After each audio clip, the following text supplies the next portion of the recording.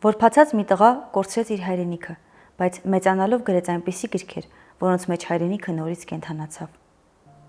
Սասունում ծնված Որբության ու արհավիրքների ճամփան բռնած փոքրիկ Խաչիկ Տոնոյանը պիտի դառնար իր կորցրած հայրենիքին երկրորդ կյանք տվողն ու վերածնողը։ Նրա առաջին բանաստեղծական քայլերի ոգևորողը Եղիշե Չարենցը եղավ։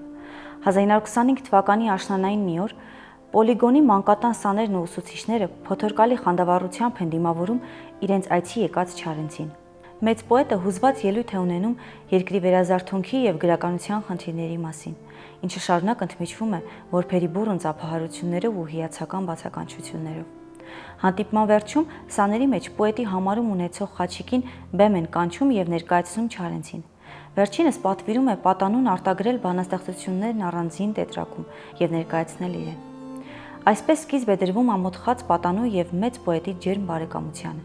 Մեկ տարի անց 1926 թվականի ապրիլին Պոլիգոնի դպրոցի շրջանավարտ Խաչիկ Տոնոյանը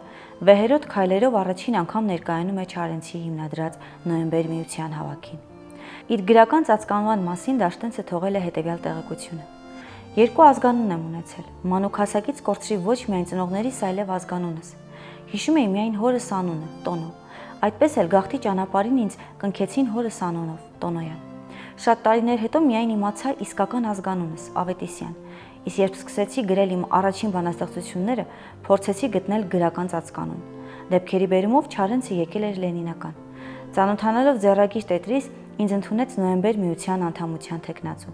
Ես մոլի չարենցական էի եւ ուզում էի իմ ծածկանունը նման լինի Չարենց անվանը։ Այդ օրերին Սողոմոն Տարոնցին հարցրեց. «Խաչիկ, ձեր գյուղի անունն ի՞նչ է»։ Դաշտադեմ։ Այսուհետև ստորագրիր Դաշտենց։ Եվ այս ստորագրությամբ էլ լույս տեսավ իմ առաջին բանաստեղծությունը՝ Բանվորում 1928 թվականի սկզբին։ Բայց այլ էր Դաշտենցի առաքելությունը գրականության ոլորտում։ Նա դեռ պիտի գրեր իր վեպերը, վերածնունդ տալով իր կորցրած հայրենիքին։ Ռանչպարների կանչը, Խոդեդան հայրենասիրության ոգով են սնել եւ սնում են սերունդներին։ Քչերը գիտեն, որ Դաշտենցը Շեքսպիրի լավագույն թարգմանիչներից է։ Նա կատարելապես տիրապետում էր անգլերենին, բայց այնքան համեստ մարդ էր, որ ընկերներից շատերը խոստովանում են, երբևէ նրան անգլերեն խոսելիս չեն տեսել։ Սիրելի հետևորդները, բաժանորդագրվեք մեր ալիքին, որպեսզի բաց չթողնեք հայ մեծերի մասին ամենահետաքրքիր եւ կարևոր մանրամասները։